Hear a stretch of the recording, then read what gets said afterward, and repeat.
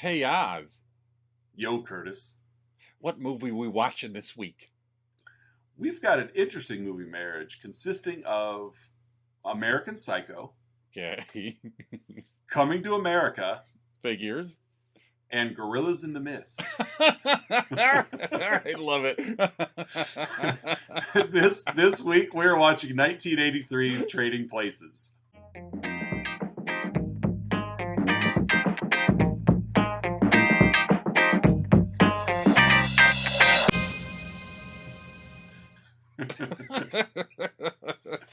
Gorillas in the mist. One The gorilla, two Americans, gorilla. yeah, yeah. Thanks, Al Franken. Welcome back to another week of Let's Talk About Flicks, the podcast where we take a monthly theme and bring movies to satisfy that theme. I'm one of your hosts, Oz. I'm the other host, Curtis.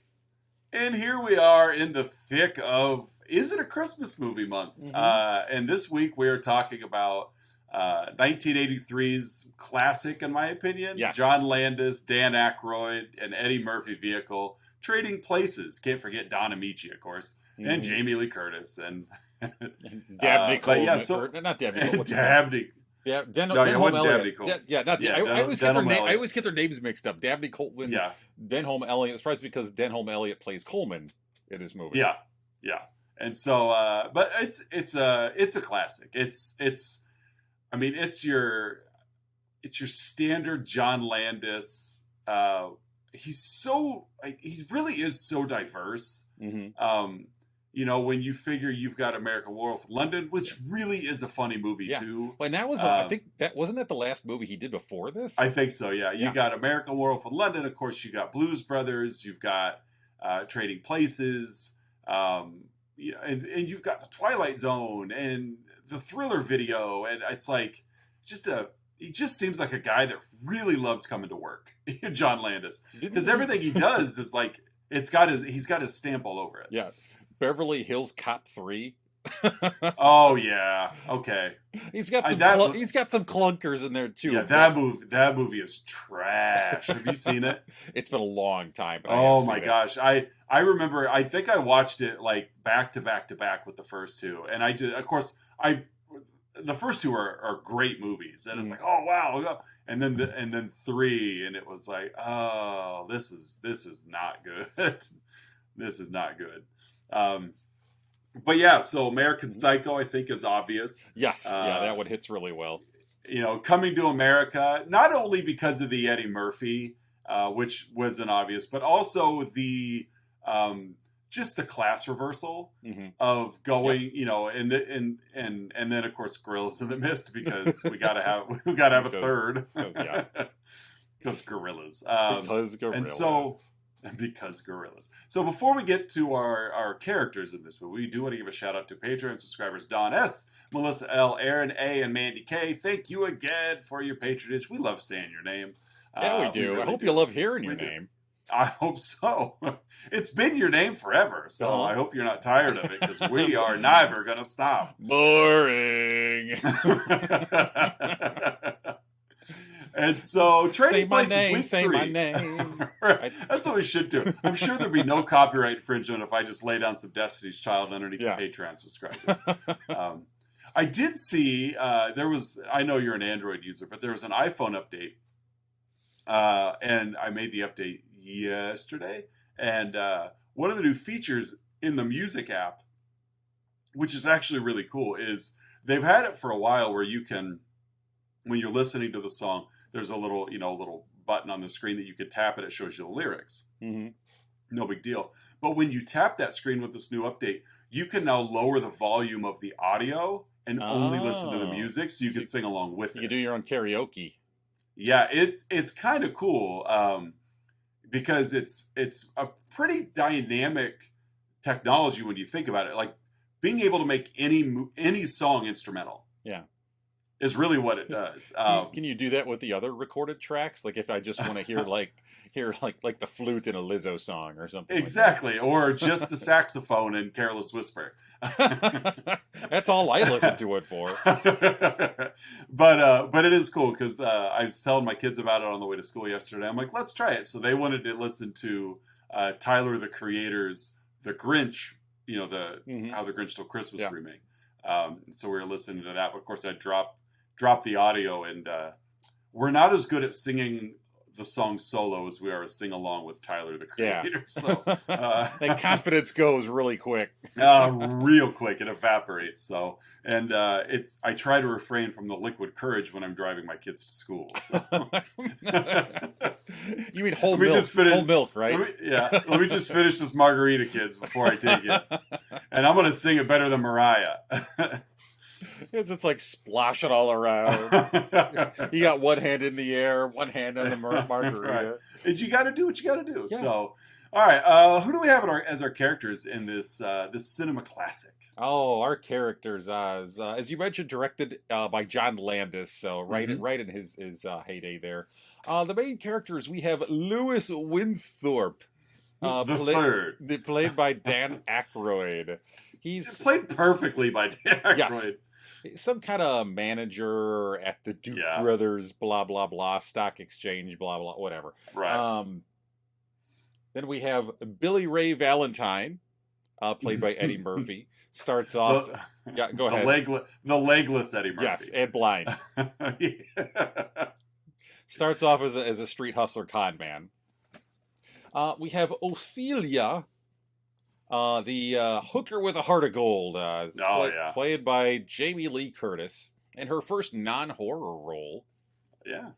Apparently the studio didn't want to cast her.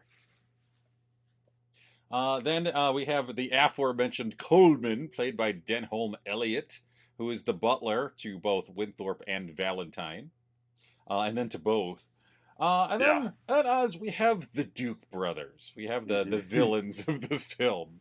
Randolph Duke, played by Ralph Bellamy, and Mortimer Duke, his younger brother, played by Don Amici, who apparently hadn't done anything in film for like a dozen years before he did this. Really? Movie. Yeah. It also just dawned on me that that Coming to America is another perfect movie marriage, because the Duke brothers make an appearance in that movie as well. Also John Landis, so yep. A lot of connective tissue, although no Sam Jackson appearance in this one.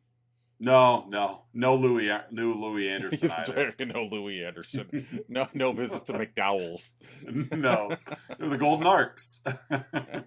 But Barr isn't here either. And then finally, Oz, we have Clarence Beeks, played by the one and only 80s actor Paul Gleason. Mm-hmm. That's our cast of characters, Oz. There we go. What do we got for the plot, my friend? All right, looking at the plot, the movie is really one big social commentary wrapped up in a nice little joke bow. The joke here is we got the brothers Duke, Randolph and Mortimer, like you said. They do own a commodities brokerage firm, in which I'll get to later the explanation of what commodities are. It's my favorite scene of the whole movie. Yeah, you might find out a bacon, lettuce, and tomato sandwich. And the Duke and Duke Commodities is in Philadelphia, and they're caught up in an argument. And their argument is basically nature versus nurture. Yes, whether or not a good person is inherently good, or whether they are a product of their environment. Because this is clearly an either or. Oh yeah. There's only there's only two ways this could work, right? Right. That's it. And you are only a product of your genetics, or only a product of your environment. That's it. There's no combination of the in between. Two. It's just solely one or the other. So they make a wager, a very modest wager we'll get to. But they're going to do an experiment. And this is just where things in this movie are so genius and yet at the same time just so messed up, because there's probably a lot of accuracy to it. This movie feels way too real sometimes. Yeah, it really does. And so basically you've got these two like mega millionaires deciding that we just get to toy with human life for our own experiment. For our amusement. Yeah, it's just for their own little experiment. And so they have this idea that they are going to take someone who has and someone who has not, and just switch roles with them. And see... It's just for their own little experiment. and so they take the aforementioned Lewis Winthorpe III, who, like you said, he's probably somewhere in the middle management. He's engaged to the Duke's grandniece, Penelope. He's high up in his company, yeah. Yeah, he is. He's high up, but he's never really probably going to get any higher, and because he's not blood. And so, but he's happy with where he's at. He's very content. He's very ritzy and talks through his teeth a lot. And they witness, sure, he went to Harvard. Exactly. So there's an incident where, of course, we meet Winthorpe, and he's going about his life. They're playing squash or whatever, and they're some rich person game. Yeah, exactly. They're being served at opposite ends of a long table, just that kind of hoity-toity. And then we meet Billy Ray Valentine, who, as you said, is a blind. He's not blind, and a legless. He's not legless. Street hustler that is just out trying to survive, really. And it's played beautifully by Eddie Murphy. Yeah. And, and again, Eddie Murphy in his absolute, prime here, there in the early to mid 80s. Yeah, only his second real film role after 48 Hours. Yeah, and so he had not yet become Axel Foley, but yes. the groundwork was there for sure. Nor had he become a member of the Klump family. yeah. This is before Beverly Hills Cop and Norbit. So, yeah, or Pluto Nash. Pluto Nash. Yeah, Pluto Nash just beat me to it. Yeah, it was not yet on his radar, but it was coming. No Dr. Doolittle yet. Nope, not yet. And so there's an incident outside of Duke and Duke where, and it's still probably very reminiscent today. Yeah. It's just an accident. Just a benign moment. Yeah. Billy Ray and Winthorpe just bump into each other. That's it. Winthorpe falls down. Billy Ray goes to help him up, goes to hand him his briefcase, but that black man attacked me. Yeah. Help, police. Right. Oh, it's just pathetic. Yeah. The police come running because a rich man's in need. Yep. And so, Billy Ray just takes him on a wild goose chase. He's running through Duke and Duke, like just trying to. Please don't kill me. I'm getting married. He probably has a weapon. The movie is. God, yeah. It's just white entitlement at its worst. And you and I were just puppies when this movie came out. Yes. So we don't know what it was like in this era of the 80s. But there's some ways you could feel like it's ahead of its time. But it's not, because it's always been that way. Basically Winthorpe is acting like Elon Musk acts today. Banning people from Twitter because I don't like what you wrote about me. Yeah. I crossed my arms. Well, it's just crazy, just as a real quick aside, that this is a dude like a year ago was planning on like exploring space, and now he's running Twitter. Like, I read an interesting article a week or so ago, and it was part of an interview with somebody who had worked at SpaceX. And they said that, first of all, Musk didn't start SpaceX. He bought his way into that company. Yeah. And this person who worked at SpaceX said that the reason SpaceX worked with Musk was because they basically Musk-proofed everything. Like they knew who he was, they knew how to handle him, and they already had like these established norms and protocols, and that's not set up at Twitter. And that's why it's just crashing and burning, because he never really did anything at SpaceX other than just be like the figurehead. Yeah. You could probably argue he probably doesn't do a whole lot at Tesla either. Probably not. But yeah, he's just whiny, like you said, entitled and whiny, and it's not fair. And so this is where the Dukes are like, well, we've got the other half of our experiment. Let's take this poor black man and our rich white man and see if they can survive in each other's worlds. Yep. And so they frame Winthorpe as this thief and drug dealer. This is where Clarence Beeks comes in. We got to introduce him. Clarence Beeks. Winthorpe is coming to get paychecks approved, or payments or whatever, and finds this like $50,000 check to Clarence Beeks, and he's just being the rightful. He's probably actually a really good employee. Yeah, Winthorpe. He's kind of second guessing, like, what who's is this this guy? for? You know, He's not an employee. He's not on our payroll. right? He's living the life that's been dealt to him, but he's also not trying to do too much. Like, he stays in his lane. And I think he probably, he seems well liked at work. Mm-hmm. Despite the fact that he's whiny, but it's like everybody he works with is probably the same way. Despite the fact that everyone says hi to him in the morning, and he never makes eye contact with them. No, he doesn't. No, it's just a formality for him. But so they frame him as a thief and a drug dealer and a philanderer. Like, they just, they basically pay Beaks to do this, to do the dirty on him. Yeah, they set him up. They basically entrap him into stealing money from the Heritage Club. Yeah. Oh, and like that name grates on my nerves too. The Heritage Club, because you know exactly what that implies. Who's Heritage, and why is everyone, all of the attendees at the Heritage Club, white? And you got to know this was conscious, and all of the employees there are black. Yeah, I think in Spanish, Heritage Club is Mar-a-Lago, I think. Oh, is that what that is? I think it is in Spanish. I'm not fluent in Spanish, but I think it might be or something like that. That sounds right.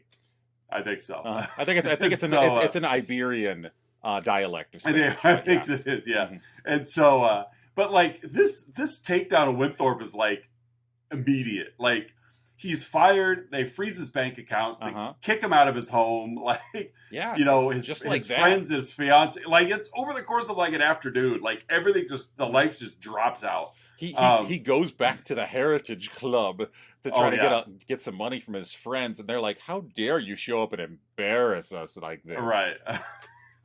They all deliver their lines so perfectly too. Todd and Penelope.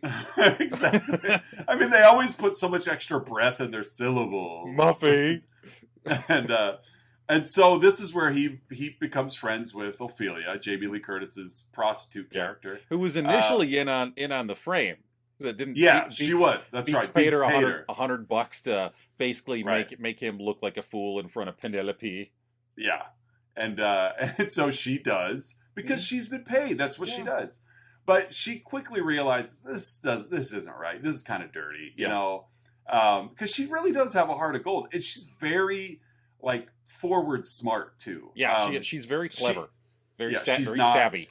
Well, and she's not a substance abuser. She doesn't seem to have any drug issues. She's just like works hard right now, and this is what I got to do to make ends meet. I'm not going to do this forever until I save enough that I can retire, and then I'll do that. So she agrees to help Winthorpe because he's convinced her that this is all a setup. This is not real.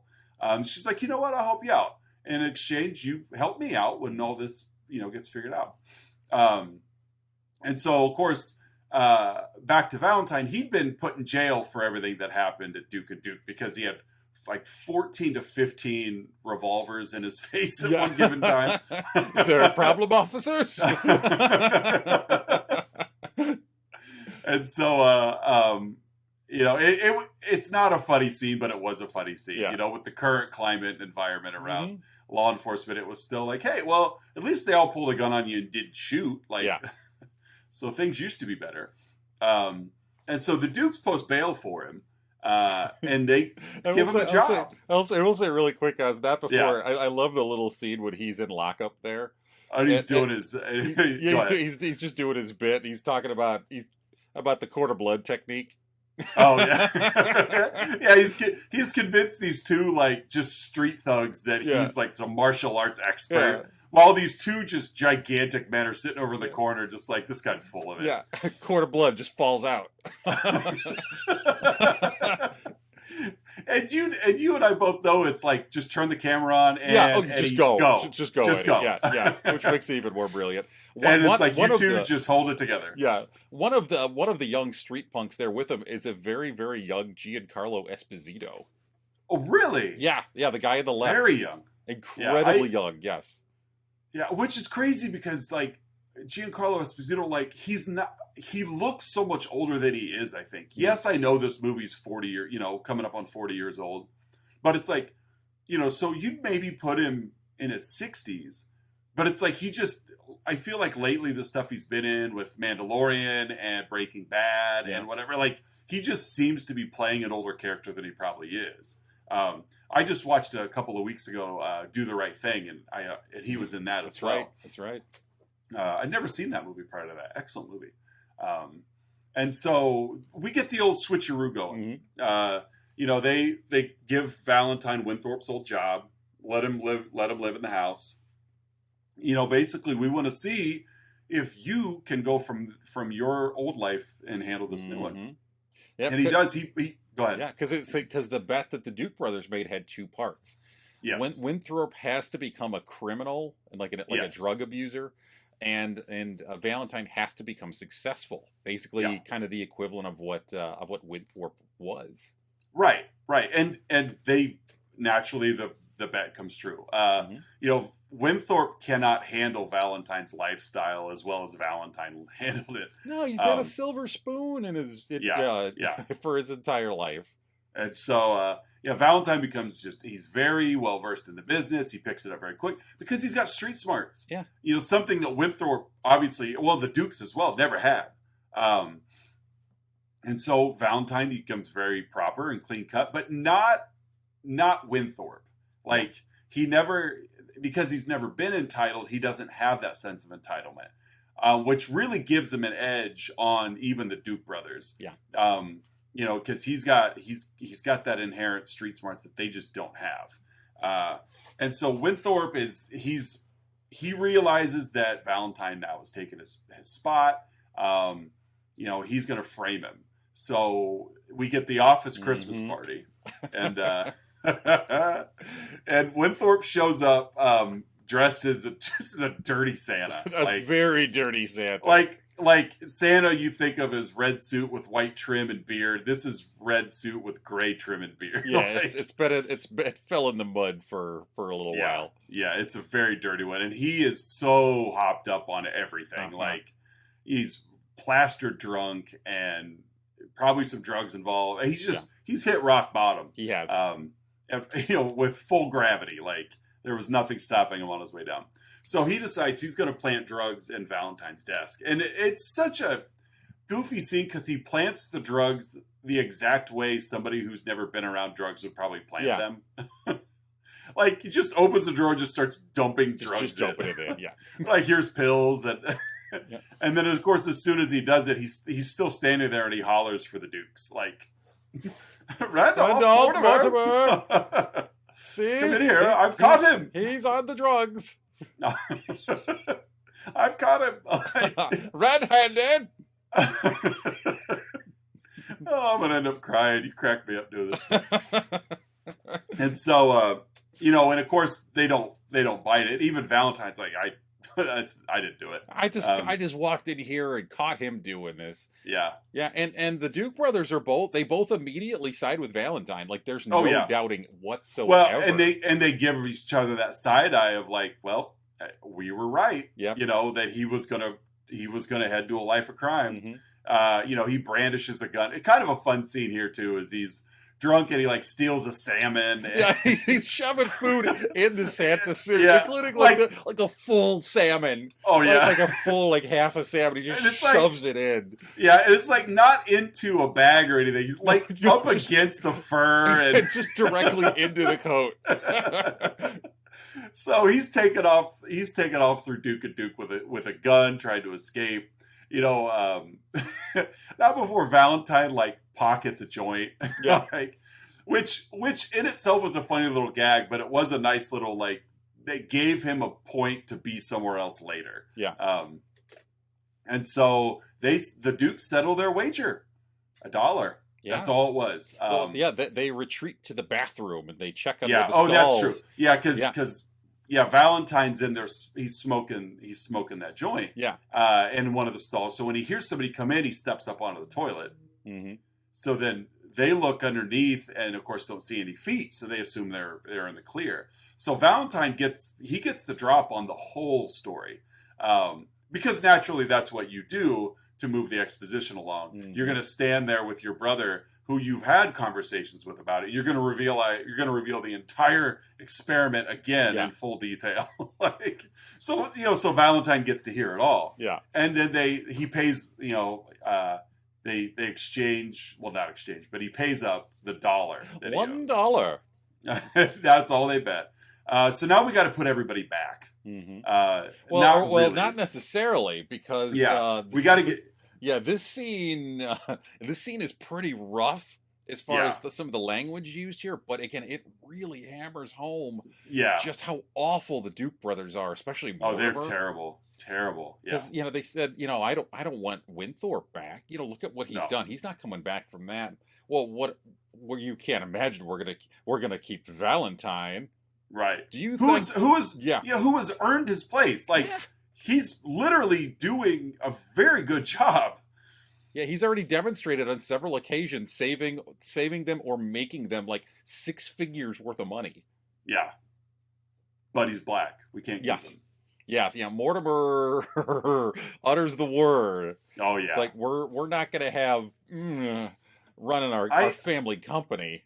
I wonder, because you really don't see that word fly around in media like you used to. Yes. Thankfully. Yes. I wonder if back then that word was hard to say for actors and actresses on set. I mean, they know they're doing their job, and therefore Eddie Murphy knows it's part of the plot. Like, there's a social message here as well. And I'm sure it's always been difficult, for black actors and actresses to hear the word, even if it's just make believe. Like, that doesn't make it okay. But they know, like, it's not derogatory from you to me. It's our characters. And I just wonder if, somebody, because again, Randolph and Mortimer, they're, just the actors, Bellamy and Amici. They're old men. So I wonder if it was hard for them to, like, I've always been curious of that. Yeah. Like on a movie set when they're throwing those words around. Because some actors or people, I don't think it bothers Quentin Tarantino for a moment. I was just thinking of Tarantino as the example here, like the more modern day example. I don't think it bothers him for a moment to throw that word out in a movie because I don't think Tarantino lives in a normal real life. I think everything in his, because I've been listening to their podcast. He and Roger Avery, who is also a decently successful Hollywood director, they've got a podcast called Cinema Archives, I believe. It's a video store they both used to work at the same time, back at the dawn of video. And so I just think that, like, Tarantino lives in celluloid. Sure.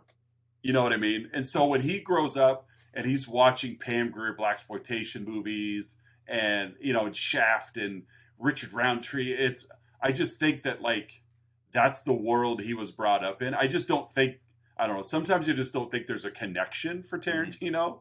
I just think it's like, we're all just actors, right? Like, we're all just messing around. I did read in the trivia that Amici, it wasn't this scene, but I guess Amici is pretty devout in his faith, and he had a hard time because near the end of the movie, his character uses the F word. And I guess he said, like, I'm doing one take, that's it. That's good. So, yeah. Hopefully he had that same disposition regarding this scene, too. You need another one, John? Because I'm ready. Get that clapperboard. And so they've got this, they got to figure out, we got to get Valentine out of here. But we can't take Winthorpe back. Like, he's too far gone. But Valentine overhearing. Yeah. But meanwhile, they also mentioned Beaks in the crop report. Yes. Yeah. We've got this crop report. It's like this subplot. Yeah. And so Valentine, of course, hearing the entire conversation, he decided, I got to go get Winthorpe. I got to let him know, that he's been set up. When he gets there, like, Winthorpe he'd taken a bunch of pills. He's still in a Santa outfit. Yeah. He's attempted suicide. Yeah, back at Ophelia's. Valentine, he'd include Coleman in on it. Which Coleman, I think, he knew. Coleman knew anyway. Yeah, well, the Dukes had called Coleman, so he's been in on it. Yeah. And so they do save Winthorpe, but now they've teamed up. Coleman, Ophelia, Valentine, and Winthorpe. They now know that they know about the Dukes, but the Dukes do not know that they're aware of the experiment. So as they're watching TV, this is where we see Beeks get out of some limo, like he's got the Oscar winners in a briefcase or something. He gets out of the limo and he's like handcuffed to a briefcase. It's got this like top secret, like USDA. Sure, it may have well have said top secret across the briefcase. Right? Just red herring is what it should have just said. And so he's got this like report on like concentrated orange juice futures or something. So hype, like it's funny. It's like so hyper specific that it's just corny. Which brings some levity back to the movie because it's like, don't forget, this is a comedy. Like, we've just seen some pretty heavy scenes: attempted suicide, extreme racism, classism. It's like, so it's like then there's John Landis with his "See you next Wednesday" poster and his concentrated orange juice report, and so Valentine and Winthorpe both remember, wait a minute, Beeks was on the payroll, so they devise a plan that they're going to intercept that crop report, because they know that the Dukes have hired this guy so they can get insider trading information. They figured out the Dukes are trying to cheat the system, but of course Valentine and Winthorpe both know the job now, like so it's like this, it's almost like, it's just this partnering up of, I've got the street smarts and you've got the knowledge of the industry, so let's team up here. So they're going to intercept this plan and replace it with a false report, basically, because like when they're trying to figure out how to get back at these guys, even Valentine said, he goes, the biggest thing you could do is make, like, I'm paraphrasing here, is like, take a rich man's money away. I got it here. The best way to hurt rich people is to turn them into poor people. I think that line right there really summarizes the entire movie. Like, it completely captures it.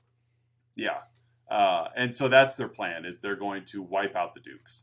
And so then it's it's fitting the next scene takes place on a train, because this is where things go completely off the rails. So we fast forward in some great ways and some awful ways here as well. Yes. We fast forward to New Year's Eve. They figured out where Beeks is going to be. So the four of them, they board the train that he's on. And then Valentine comes in first as this very extreme African caricature. We're definitely going to come back to that one a little later on in the show. And you're like, ooh, that's kind of... Yep. And then Ophelia comes in, and she's got her like Helga from whatever. It's basically, I feel like they cast Jamie Lee Curtis, but they really just wanted to cast Jamie Lee Curtis's chest. If they, like I mean, I love Jamie Lee Curtis. I've always enjoyed her performances, but this one, she really gets the shaft, because she's such a more accomplished actress. And you almost feel like the producers are saying, no, we don't want her. She's a scream queen. We don't want Jamie Lee Curtis. And John Landis is like, I'm telling you, there's some raw talent there. And then the producers are like, you know what? You're right. As long as if we could be the first ones to get her disrobe, then she could be in the movie. Please to help me with my rucksack. Like just shoving him in his face. I feel bad for her, because it's like, and granted, at that point in her career, I'm not saying that it was okay, but she was trying to break out of the horror movie trope. And so if this was your way out, you made a very solid career decision, because you're a very accomplished actress, and probably wouldn't have met Christopher Guest. There was like two different scenes of topless Jamie Lee Curtis, and then this Helga scene where you might as well have been. And so it's like, oh, okay, whatever. And then Winthorpe walks in, and did he walk into he walked into the train here, didn't he? Or was it just the two of them? Well, Beeks was in the car, and then each of the characters entered in character, right, as something to kind of throw Beaks off, and so Winthorpe walks in here. See blackface in blackface. It's like just when you thought like African caricature on Eddie Murphy was too far, in walks blackface Dan Aykroyd. And it's like, oh man. And then Coleman comes in and shoots a baby in the head. And and somehow that's not the worst of the four. No. But yeah, there were some very 1983 decisions made. But we've talked a lot in this show in the past couple of months about great movies that have unfortunately a current era tarnish to them. Yes. That things that, quite honestly, back in 1983, we were, I won't say oblivious to, but you just laughed at it. It's like, oh, look at that. I mean, Ted Danson did it when he was dating Whoopi Goldberg. I know Roddy Piper did it, when he was with Sapphire. I mean, C. Thomas Howell. I was just going to say the movie with C. Thomas Howell. Soul Man, did an entire movie of I bet I could go to college cheaper if I were black. And then, So thankfully Thankfully, yes. We're past that. And now if anybody does it, it's real cringe. But so it's one of those where you watch, having seen the movie, you and I, of course, already seen this movie. We know it's there. We kind of look past it and move on. It's not like they made that decision today to do it. Yeah. They made that decision 30 years ago to do it. But for people watching it new now, I could definitely see where they would be like, what? Yes. I'm hitting the stop button now. Yeah. And unfortunately, not everybody does what a Spielberg does and goes back and edits movies. They removed Dan Aykroyd and replaced him with a walkie-talkie. Exactly. Right? Yeah, not everybody gets to George Lucas their movies. So in walks Dan Aykroyd as Jabba the Hutt. And so they do steal the briefcase from Beaks. There's just this really stupid, Beaks uncovers their plan. He figures out what they're up to, and he tries to kill him, but he gets knocked unconscious by a gorilla. Yeah, because there's a gorilla on the train. Yeah, and then they dress Beaks up in a gorilla costume, which also just happens to be on the train. And then put him in the cage with the gorilla. Which prior to that happened to be on Jim Belushi. Oh, that's right, because there was this Christmas party, or New Year. It was a New Year's party going on. It's a big New Year's train, and everybody's in costume, and Jim Belushi's there, dressed as a gorilla. Party animal, Jim Belushi. Well, the dude did retire from acting to grow weed. That's what he does as a career now. Well, that's the best thing he's done then. That was a good career choice for him. I have never liked Jim Belushi in anything he's done. Have you seen the Jim Belushi John Ritter movie? I think it's called Real Guys. No. That movie was I think it's called Real Guys. Let me look at it real quick. I'm not saying that there aren't movies with Jim Belushi that have been No, okay, I know. But Jim Belushi is just awful. It's funny. Real men. As funny as John Belushi was, Jim Belushi is that unfunny. I've never found anything part of his shtick to be funny. No, I agree with you there. Clint Howard is a better younger brother to Ron than Jim was to John. But no, there's a 1987 comedy called Real Men with Belushi and John Ritter, where Belushi plays this really successful CIA agent, and Ritter plays this insurance agent he's soft. Sure. And it's just one of those 80s movies where let's just throw everything at the wall to see what sticks. Yeah.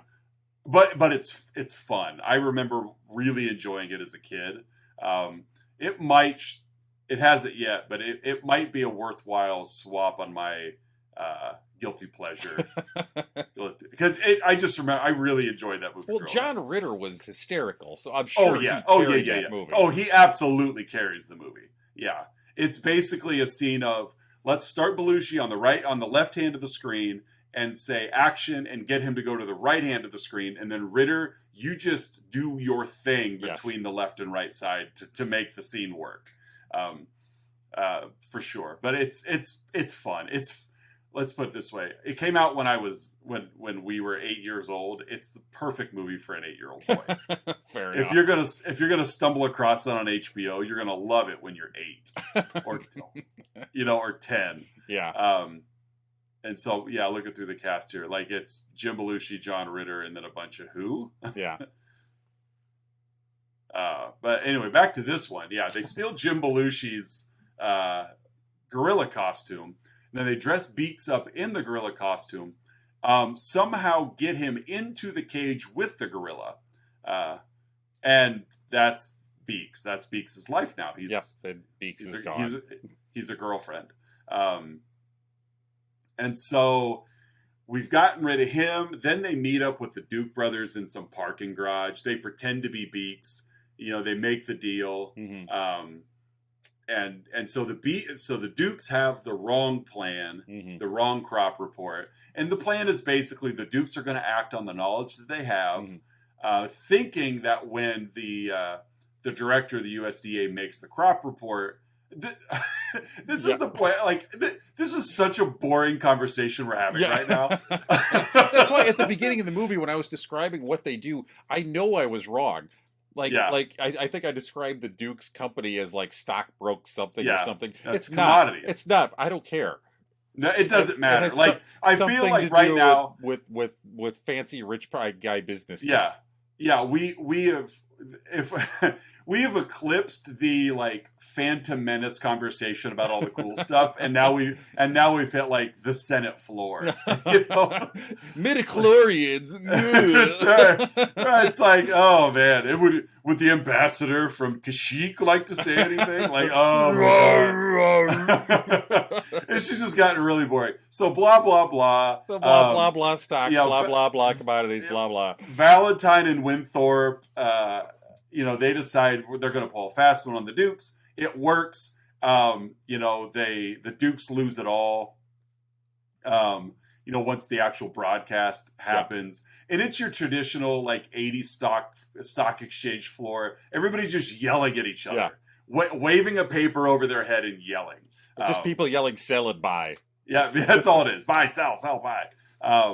And so they lose. Valentine and Winthorpe make a ton of money by also doing something illegal. Yes, technically they're breaking the law. Yeah, they're insider trading. That's what they're doing. Right, they are insider trading, but it's for a good reason. It is. Yeah, it's to teach the bad guys a lesson. A $400 million lesson. Yeah. So after the closing of the.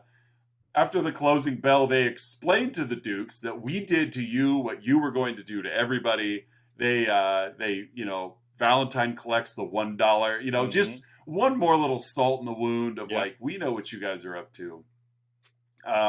So the Dukes literally lose it all. They can't cover their margin. They lose their seats.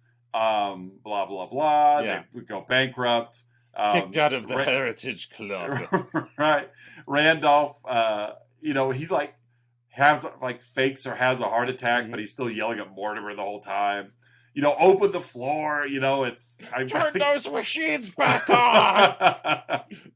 He goes all mad scientist on him. And then we just cut to a closing scene where Valentine and Winthorpe and Ophelia and Coleman. A weird little epilogue tag on. Oh, it is weird. It is weird. The steel drum starts playing. Bing, bing, bing, bing, bing, bing, bing. Yeah, Valentine and some random lady. Yeah, are in lounge chairs. Coleman is being served by his servant, and then like quarter mile out. Yeah. Winthorpe's on the boat, and he and Valentine are just talking to each other. Like, I'm feeling good, Louis. While Valentine is wearing a full sweater on the beach. Some tropical resort. It's such an Eddie Murphy move. But But yeah, it was just kind of because looking good, Winthorpe, feeling good, Valentine, or Billy Ray. Yeah. And then they show this overhead shot where I'm like, oh my God, you guys are like several hundred feet away from each other. There's no way you heard each other talking, but whatever. Yeah. And that's it. And then we get one of we've talked about it before, like the end credits. Yeah. Yeah. End credit little like quiet blooper reel where it's like, they're just breaking character and it's fun. The little character moments. Yeah. And that's Trading Places. That's Trading Places. That's 1983's Trading Places. I'm so glad that the first 2/3 of this movie are as good as they are, because the last third, while still good, it wraps everything up the way it should, but it's just so dry. Like, we're watching it and my wife even says, she goes, what's happening? Like, I don't understand. Like, there's so much complexity to trading and so much emphasis is placed on it that it's like, they quit being funny to let the plan unveil. But it's such a complicated thing to understand that it's really easy to lose a viewer, to be like, I don't understand this at all. But yeah, it's a lot of buying and selling. Yeah. All right. Well, Oz, hey, at this point in the show, we each give our own unique rating to the film we've been yapping about. In this case, Trading Places. Oz, how would you rate this movie? I'm going to give this 4.5 bacon, lettuce, and tomato sandwiches. Like you might see it, a bacon, lettuce, and tomato sandwich. Pork bellies. Pork bellies are used to make bacon. Like in a bacon... We're dipping into one of my possible goods here. We got to. It is one of my goods. Yeah. So. All right. Take it in a moment here. My rating, I got to go with 87 hookers with a heart of gold. Oh, yeah. 87 good hooker hearts. 87 hookers with a heart of gold. All right. Next up, folks, we got. I'm going to put you on the spot here. Would you rather have 4.5 bacon, lettuce, and tomato sandwiches, or 87 hookers with a heart of gold? At least one of the 87 hookers with a heart of gold would probably make me a bacon, lettuce, and tomato sandwich. So, cool. So I'm gonna go with the hookers. If I could get 4 of those hookers to make me 4 BLTs, I'll just handle the other 83. So yes, hookers with a heart of gold. Period. All right. Next up, we got Outside Insight. Oz and I have scoured the interwebs, folks, looking for unprofessional reviews about Trading Places, and boy, have we found a couple that we're going to share for you. Yes, we have. Oz, what is your Outside Insight? This one, it's important you know when it was written. June 11th of 2020. Okay. Just so you know it's current, because I have the feeling that the person who wrote this, and you'll guess it as well, it's by Chris. Okay. Chris wrote this. 5-star review. You tell me what generation you think Chris is. Okay. I didn't watch this, but my friend's grimy dad is making her sit through it while she texts me the deets, and it sounds most unwoke. Unless it's secretly a subversive masterpiece or something, but that seems unlikely given the era. Sounds totally unwoke. It is most unwoke. Most unwoke. Hello, fellow children. It's got a Steve Buscemi with a skateboard vibe to it. Skateboard, yeah. Hello, fellow young people. Yeah, my friend's grimy dad is making her sit through while she texts me the deets. It just sounds most unwoke. It sounds cray-cray. Yeah, I would say this person is probably 22. If not 17. Yeah, if not 17. Yeah. How about you? What's your Outside Insight? My Outside Insight comes from the Internet Movie Database. It's a 1 out of 10 review, Oz, from Mob Zombie. This was left on Christmas Eve. It's Rob Zombie's mom. It is. It's Mob Zombie. Right. Mob Zombie. This was left on Christmas Eve 2012, so almost 10 years ago as to the date of this particular recording. Yeah. Let's see. Too long, not enough laughs. Dad Aykroyd can't act. I was 19 when this movie came out, and even then I was not convinced by the hype it got, and rightly so. It was unfunny and boring then, and after just rewatching it with my now bored to death teenage kids, I realized it was even worse than I thought. Anyone that reckons this is the best comedy they have seen, etc., etc., is a moron and is probably the sort of person that tells boring, long jokes that no one laughs at and lives with a bedridden fat person. I know, that got really cruel at the end. I didn't see that coming from anywhere. No, like at first, that got so mean. You don't need to body shame people. If you don't like something, just say you don't like it. You don't got to body shame. I'm listening to this person and I'm thinking, oh my gosh, like this person is probably like some civil engineer or something like that. And then no, they just turn into a bully. Yeah. Well, when they were 19 when it came out, so they were born. So they're like late baby boomer generation. 64, yeah. So they're late baby boomers, and yeah, they're a bully who doesn't like funny things. No, especially if you live with someone who's bedridden because of their weight. Oh, be better, be better, Rob Zombie's mom. Come on, Mob Zombie. Come on, Mob Zombie. You can be better than that. Oh, wow. Yeah, it did. I was listening. I'm like, okay, this person's just a stick in the mud. And then I'm like, oh, wait a minute. No, just mean. Yeah, now they're just cruel. Right. Oh, all right. Hey, folks, we're at that time of the show you've all been waiting for. Our signature segment, the 3-2-1, in which Oz and I each share 3 goods, 2 bads, and a 1. About the movie we've been talking about. In this case, the John Landis helmed Trading Places. Oz, what are your 3 goods? My first one, and I've tiptoed around it a couple times, is I love the explanation of commodities scene. Oh my god, that scene. You've got Valentine just sitting. It's not a very long scene. No. Valentine's sitting there as the Duke brothers are they've kind of straddled him while standing, and they're just explaining what they do. And they're talking to him very slow, so that he can understand, because they're clearly better than he is, because they have more money. So racist. They just assume that he has no intelligence. They assume that they have to teach him everything. And so, like, even to the point, like, they're explaining what commodities are, and then explaining what things are commodities, and then explaining like what you do with pork belly to create bacon, and then explaining what to do with bacon. Yeah. And it's just like he doesn't know what bacon is.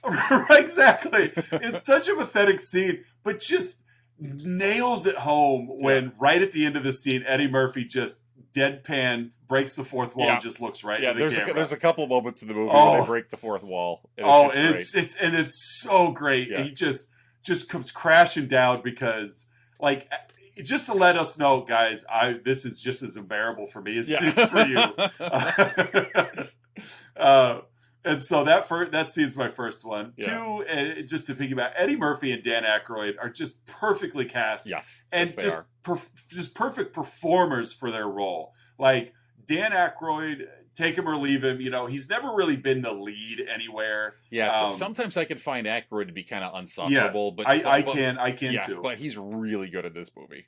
Yeah, because he takes that annoyance of an entitled little brat as an adult, and he just cranks it to 11 and goes. That's my car. You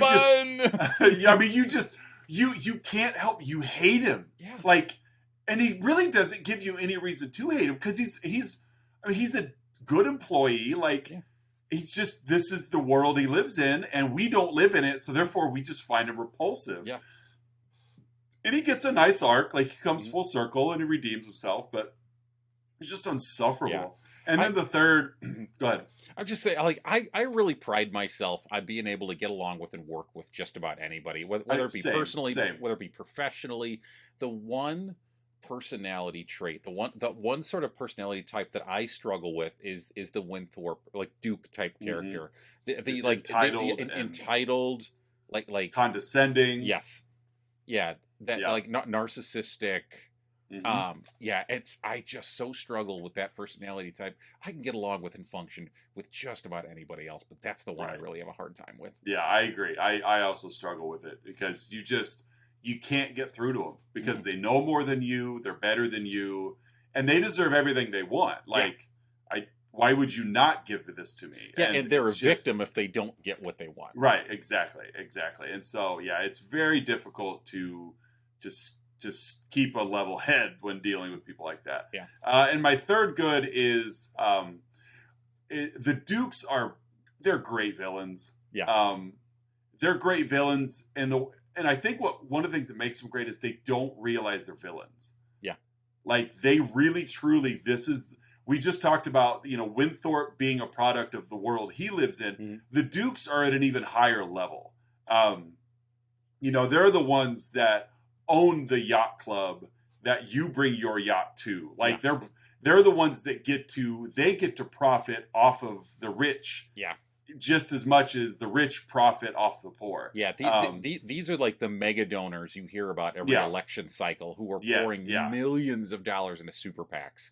Right. Yeah, it's these guys. And like, I really like the Dukes until it all comes crashing down at the end. Like, they've never had consequences. Yeah. So they don't fully understand that you lose that you gain a lot of delusionment when you're never told you're wrong, mm-hmm. and nobody ever points it out to you. You never have to face the lawsuits. You never have to go to court. I mean, just people always clean up your messes for you. Mm-hmm. And eventually that's just ingrained in who you are. And so the Dukes are great villains because they're terrible people. Yeah.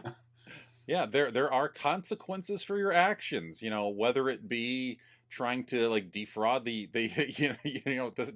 market, or whether it be rallying people to an insurrection, or I don't know how that slid in there, but oh, I don't know. It's because we're speaking Spanish for Heritage Club.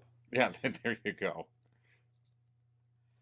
So those are my goods. What are your three goods? Oh, my three goods. I love the Coleman character, and like he kind of, you get the sense he feels kind of trapped by the Dukes initially. Yeah. There's a little moment. Let me find it in my notes here that I just love, and it's right before the commodity scene that you just mentioned. Coleman is dropping Valentine off for his first day at the job, and Valentine gets out of the limo, and he just kind of looks up at the building, and he's like, "What am I doing here? Like, I don't know what I'm doing," and. Mm-hmm. He kind of turns to look to Coleman, for reassurance or validation, and Coleman just tells him, like, "Hey, just be yourself. Whatever happens, they can't take that away from you." So, like, you get the idea that Coleman is really he gets it, and he feels for probably both Winthorpe and Valentine, and you get the idea that this is kind of the first moment where Coleman starts to kind of get his feet under him and start to do the right thing after playing along with the Duke's bit there initially. Right. My second one is I'll say the overarching just classism element of this movie. Yeah. It so nails the haves and the have-nots, the riches and the poor in this country, and the influence and power that the wealthy in this country deal with and have, that entitlement and that perception that they are better than, and they deserve what's better, because hey, this is capitalism, right? You make money, you're doing something better than the other guy, and they just nail that in this movie, and I think you're supposed to feel irritated at parts, and I definitely feel irritated during parts of this movie. Well, and to go back to my outside insight, where Chris says that, the movie sounds most unwoke. Like, it's not. Like, it's two layers. It is extremely woke, in the message that it's delivering. But unfortunately, it's delivering it in 1983, where African caricatures and blackface, and it's where that stuff was accepted. So I could definitely see where somebody watching it today could lose the message because you might have to pay attention to the message, whereas the I'm only using their words, where the unwokeness is visual. Like when you're seeing the black man be a joke, and it's like, oh, that's not good, and it's like, well, if you're really listening to what they're saying, though, like you just said, it's like, no, it's right there, like handled probably better than most movies handle it. Yeah. And then my last good, I'll just say Don Amici. Yeah, Ralph Bellamy was great in this movie as well, but Don Amici he so sells how slimy and Oh, he's racist awful. and just awful that his character is. He does it so well. And again, it had been a dozen years since he'd been in anything. I was reading that John Landis thought he was dead when they were thinking about casting him. Like he literally thought he was dead. Like I mean, it's pre-internet, so yeah. They thought Don Amici was dead, and they cast him, and he did a fantastic job.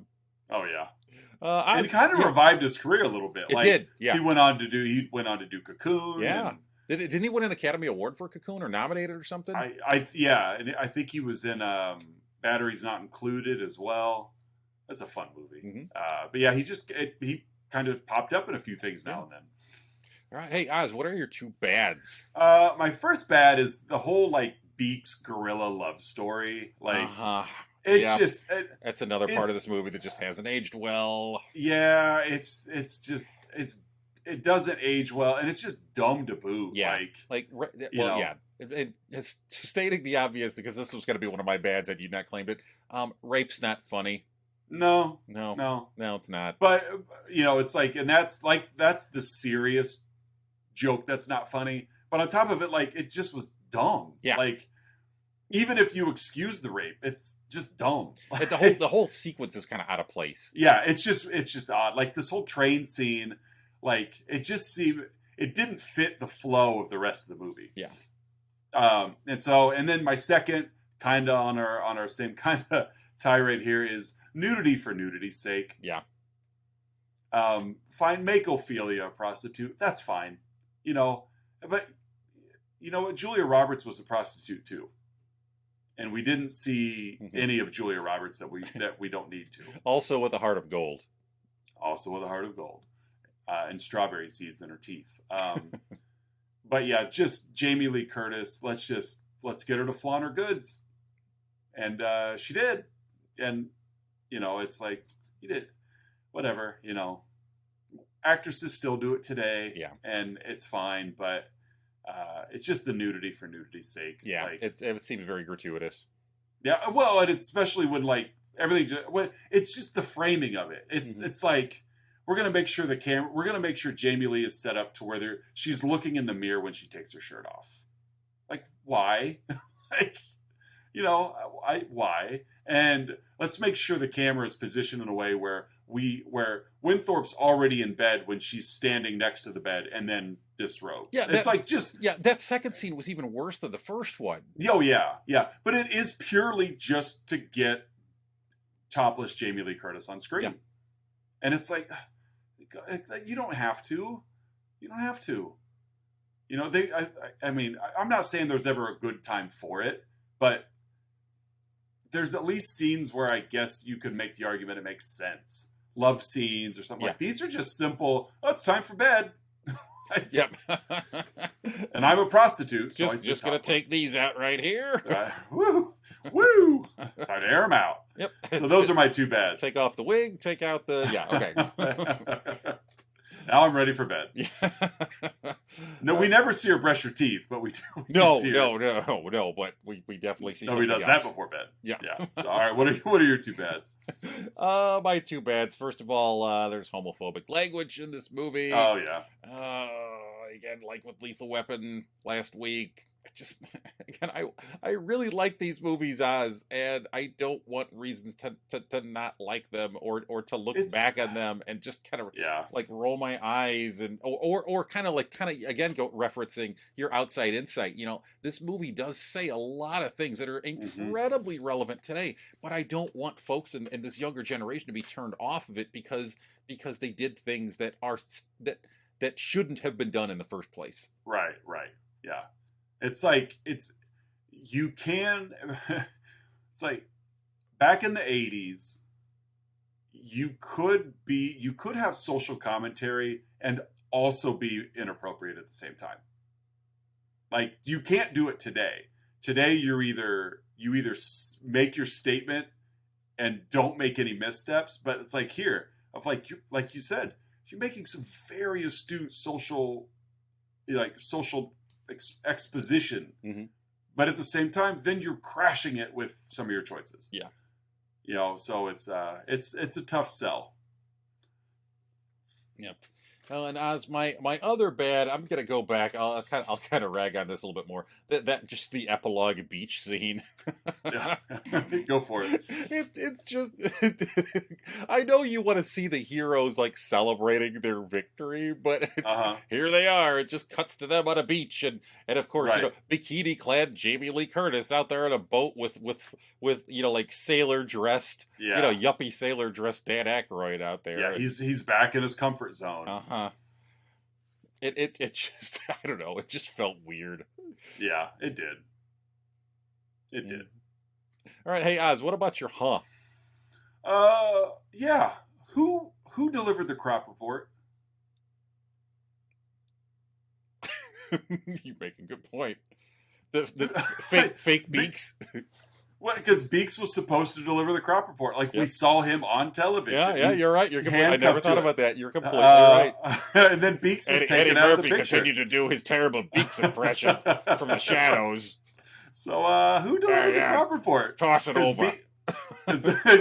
Beaks was on his honeymoon, so. Fine enough.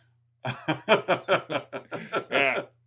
Yeah, see. And I like how, like, at the end of that garage scene where they had, you had Beaks, like Eddie Murphy doing Beaks, and then when the Dukes got there, so you had Eddie Murphy step back into that little shaft of light, so we saw it was Eddie Murphy. Like, we really thought it was Paul Gleason. It's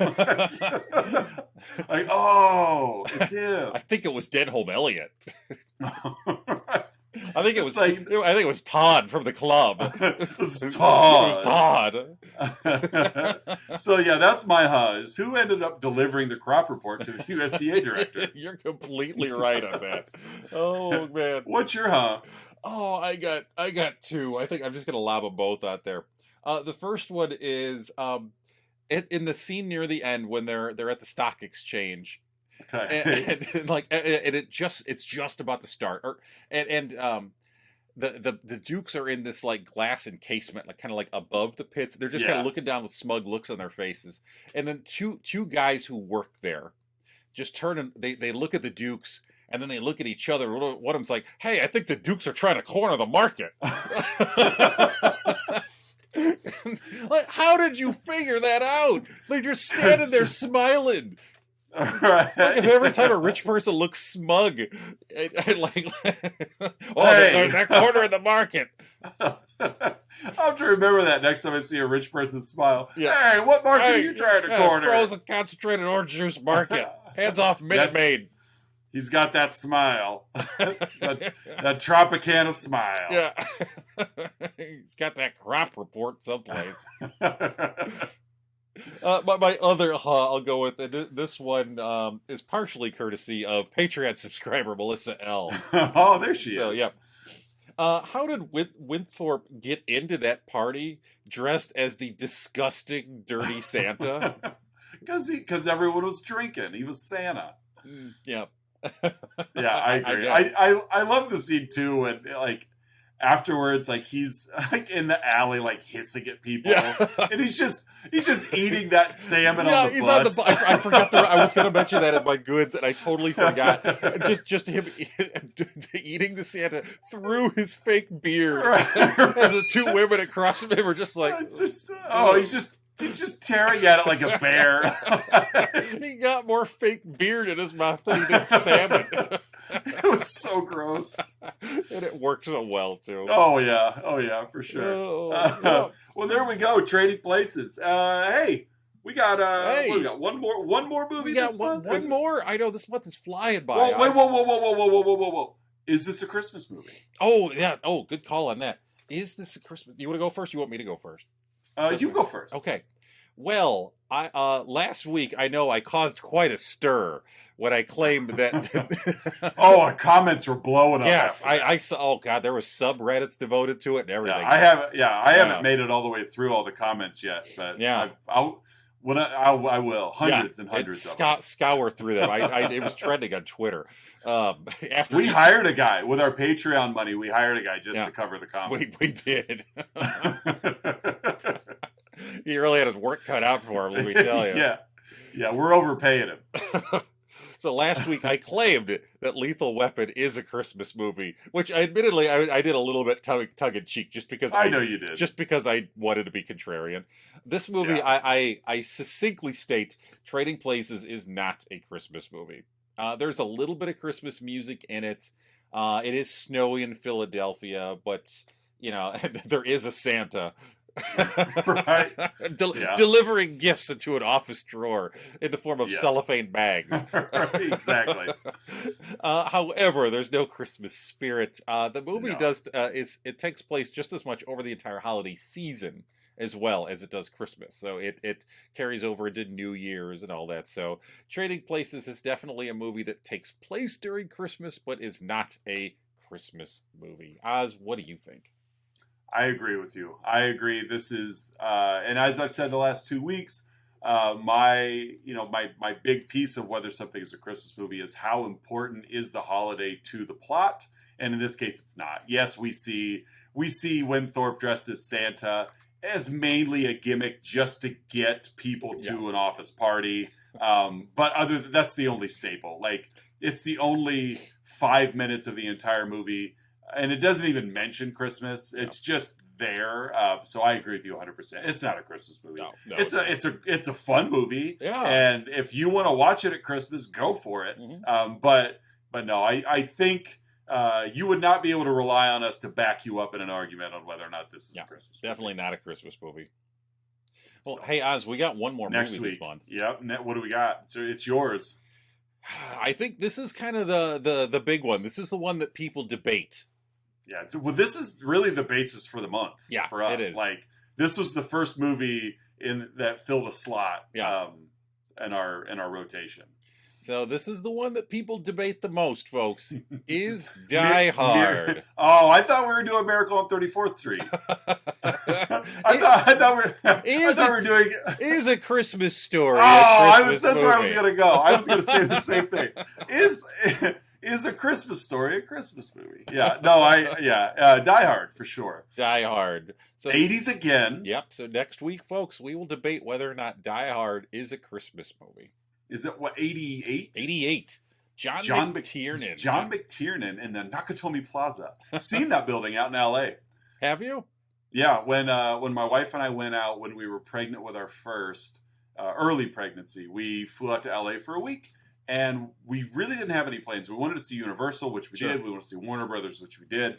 And after those, we decided, hey, you know what? Because we didn't really have any plans. So we had this idea. This was pre like GPS on your phone. Yeah. We still had like your dash mounted GPS. And so we looked up. We made a couple days of it where we looked up famous movie locations in the Los Angeles area. Oh, yeah. And then all we did was we didn't label where we were going. We just filled the GPS full of addresses and said go. And it like made a route for us. And so we didn't know where we were going until we pulled up in front of the place. And then we knew we had a list of what was on our route, but not necessarily in order. So we'd pull up and be like, hey, that's where they lived in E.T., and that's the house from Nightmare on Elm Street, and that's the little like hardware store that Michael Myers stole a mask and knife from, and so we obviously with the size of it, we did see the Nakatomi Plaza coming up, so we didn't get surprised pulling into that one. We're like, oh, did you recreate any scenes like Carl Weathers driving backwards at the police car? Unfortunately, we did not. Wait, not Carl Weathers. Carl Winslow. Carl Winslow. I was going to say, I was like, I don't remember Carl Weathers. He was there. He was making a stew.